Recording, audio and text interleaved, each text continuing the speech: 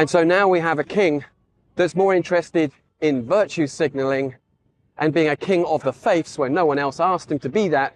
And he's forsaken the God of his fathers, the God of this nation, and no longer stands up for the very constitution that made him king. That's the irony of all of this, that without the church, without Christianity, there can be no monarch, because it's the church that anoints the monarchs to rule over this nation.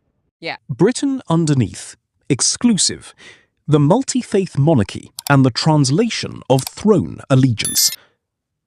Behind the velvet curtains of Buckingham Palace and the historic arches of Westminster Abbey, a quiet shift is taking place across the British constitutional landscape, one that is really driving the nation forward. Before we unpack the intricate threads of this quiet revolution within the monarchy, please do take a brief moment to support our work.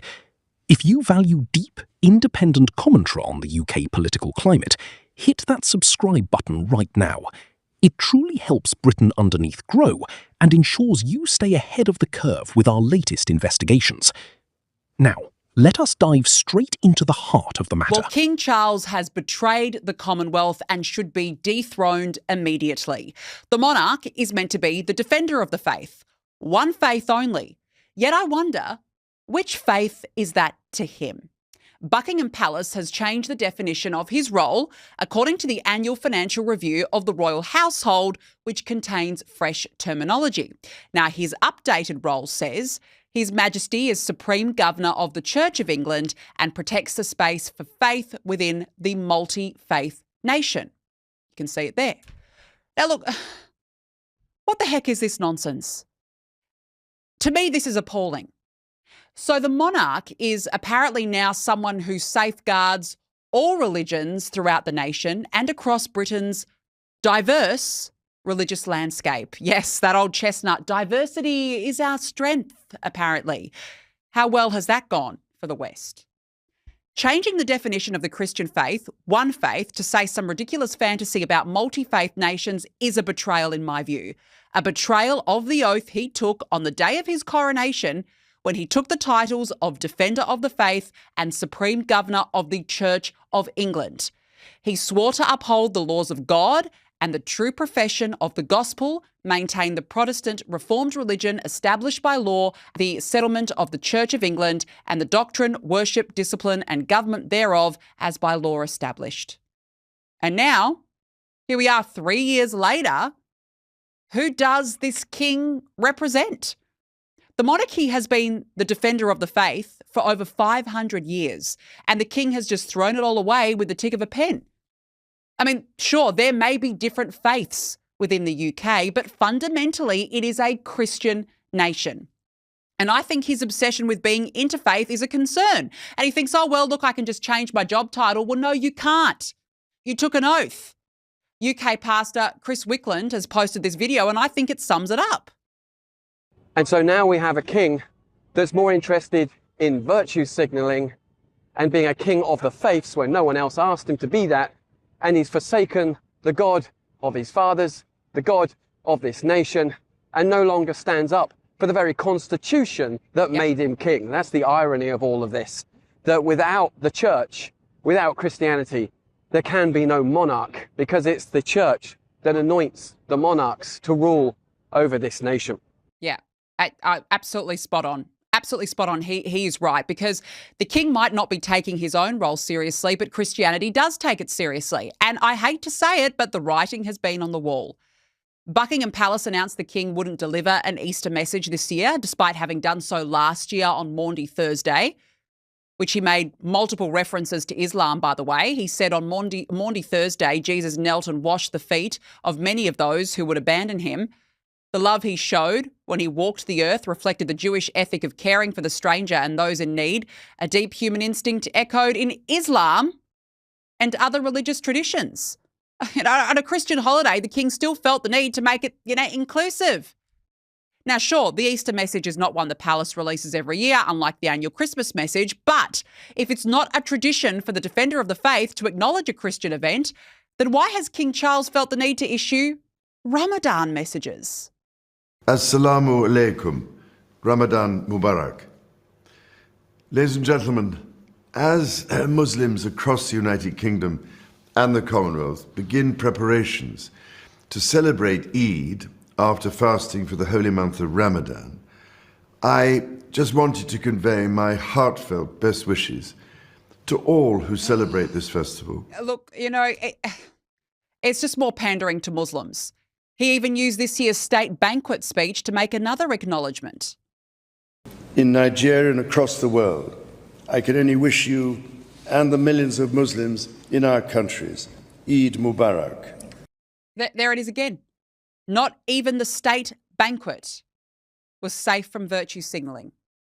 King Charles and Queen Camilla, you might recall, as you can see there, when they packed dates for Muslims to eat at Ramadan. For centuries, the British monarch has carried a title forged in the crucible of Tudor history, Defender of the Faith.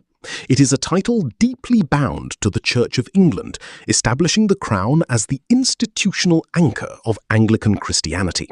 Yet, under King Charles III, the interpretation of that sacred mantle has undergone an undeniable evolution. Observers of the contemporary crown have noticed a deliberate, highly calculated pivot toward a broader, multi-faith ideal. Critics and traditionalists argue that this shift signals a gradual departure from established Christian traditions, while supporters view it as a pragmatic adaptation to a modern, pluralistic Britain. But when you look closely at royal engagements, royal declarations, and subtle shifts in protocol, a far more complex narrative emerges about where the king's true spiritual and institutional loyalties reside. To understand the present, one must look at the pattern of recent years. King Charles has long expressed a profound fascination with global religious traditions, particularly Islamic architecture, philosophy, and environmental ethics. His historical interest in the traditional arts of the Islamic world is well documented, but recent public actions have amplified public scrutiny. It goes on, and I shouldn't be shocked by this, really. In 1993, King Charles, well then, actually he was Prince Charles, he professed his love for Islam. Islam is part of our past and our present in all fields of human endeavour. It has helped to create modern Europe. It is part of our own inheritance, not a thing apart. Oh boy. More than this, Islam can teach us today a way of understanding and living in the world which Christianity itself is the poorer for having lost. Well, I would disagree. And look, the writing has been on the wall for a very long time. His ideology has been clear for a very long time. And bear in mind, I'm actually a staunch monarchist. I love the monarchy. I'm so pro the monarchy. But I am not okay with the monarch's apparent obsession with Islam. And now a title change, a blasé title change, especially at a time when the social fibres of the West have buckled, largely in part thanks to a perversion of Islam that is incompatible with the West. Here in Australia, 15 innocent people were murdered at Bondi Beach, allegedly in the name of ISIS, for one example. Once proud Christian nations, in my opinion, are becoming unrecognisable. And this silence from the palace is treacherous.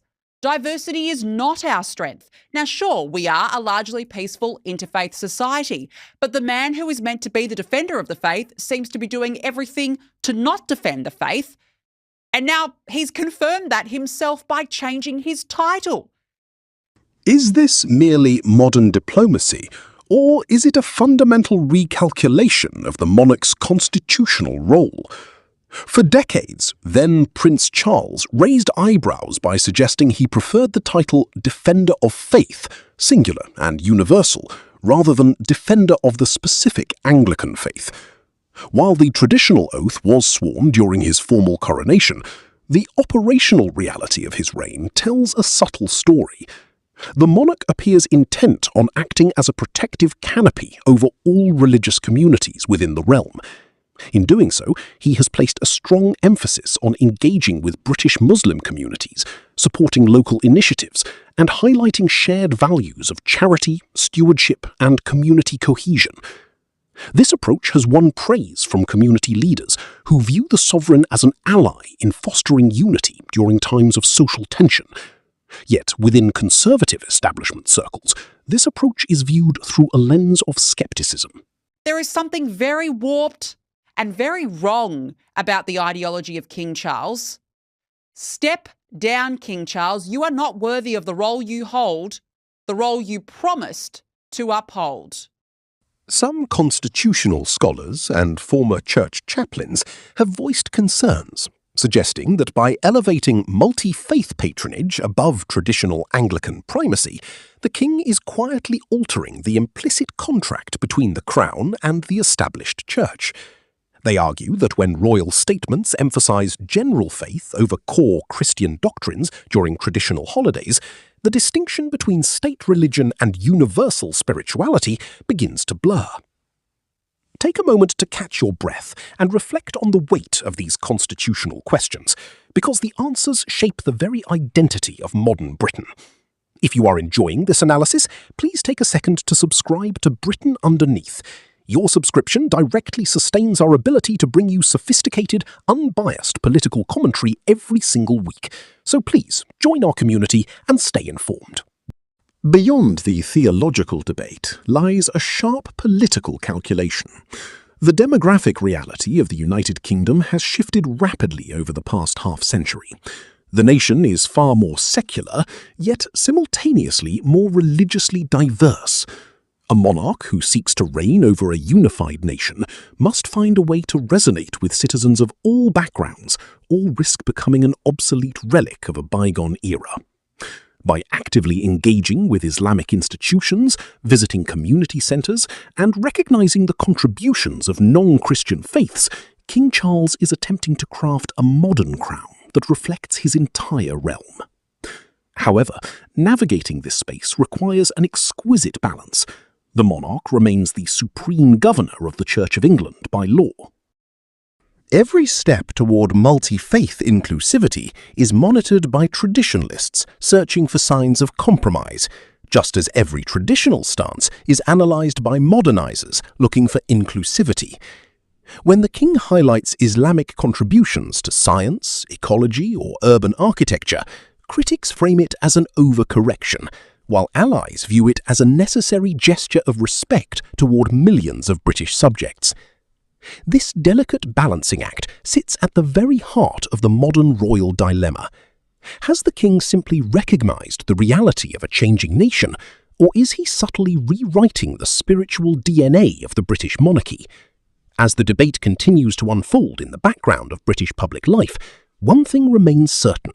The relationship between the Crown, the Church, and the public is undergoing a profound transformation.